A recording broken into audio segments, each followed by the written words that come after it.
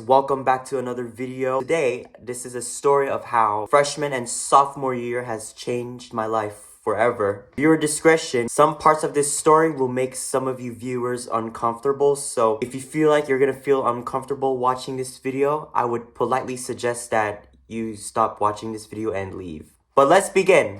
Like I said in my other two videos, freshman year I really liked this girl who was a blue-eyed blonde. She asked for my snap and I just gave it to her. That was back in September 2019. Throughout the year, we have been getting pretty close. I would play Go Fish with her and her friend group. And yeah, it was like the only time we would hang out in school because we didn't have classes together and we didn't have lunches together. So advisory tutorials was the only time we would hang out. If you go to a Frisco high school, you probably know what I'm talking about. Anyways, in March 2020, that's when quarantine hit. All schools had to shut down. We had to stay at home and do online school, which I did not like. Even though I was stuck at home doing online school and playing video games in my room, this girl, we still remained close with each other. Like, we texted each other as well and viewed each other's Instagram stories. That was until May 9, 2020, the night that changed my life forever. This is gonna make some of you guys uncomfortable, so if it will, I suggest that you stop watching this video and leave.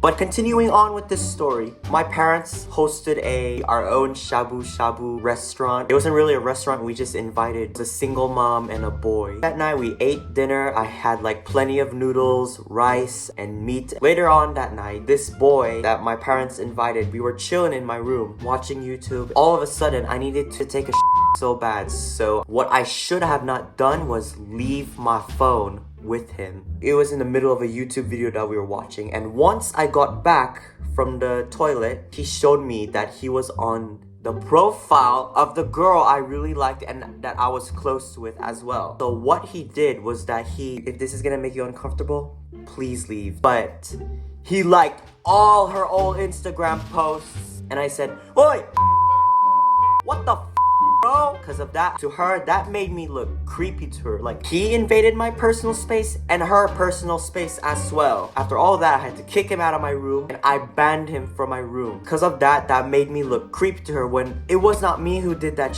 It was him. What are you blaming on me for? Like I said in what inspired my nickname, when I'd go to the park, because I saw her like once, twice, or thrice at that park at summer. That gave me the idea to go to the park like almost every day, but it turned out that she wasn't there. I just go there just so I can appeal to her that it was not me who did that. But yeah, because I went to that park a lot, that's how I got my nickname. But anyways, continuing on with the story, the following school year, that's when I became a sophomore in high school. I was trying to appeal to her.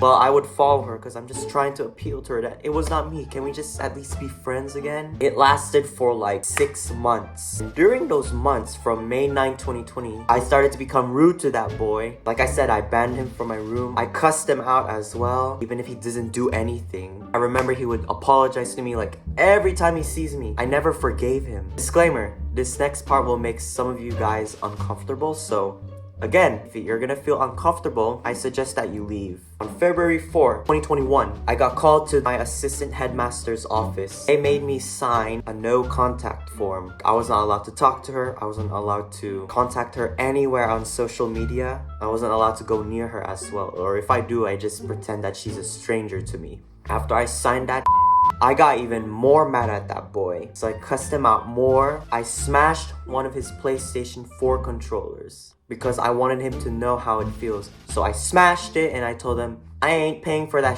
you do. But my mom used my allowance to pay for his PlayStation controller replacement. And because I was so rude to him, that was like after the 2021 Super Bowl, my parents kept me away from this boy for 4 months until June 2021. After the end of my sophomore year, I ended up forgiving him finally because I met a different girl at a park next to Scott Elementary after the snowstorm. I was so lucky. His mom only made me pay instead of charging me for destruction of property, because at that time I was still a minor. I would be charged $500 for destruction of someone else's property. Luckily, they just made me pay to replace it. Because they made me do that, my mom did not give me allowance until it was paid off.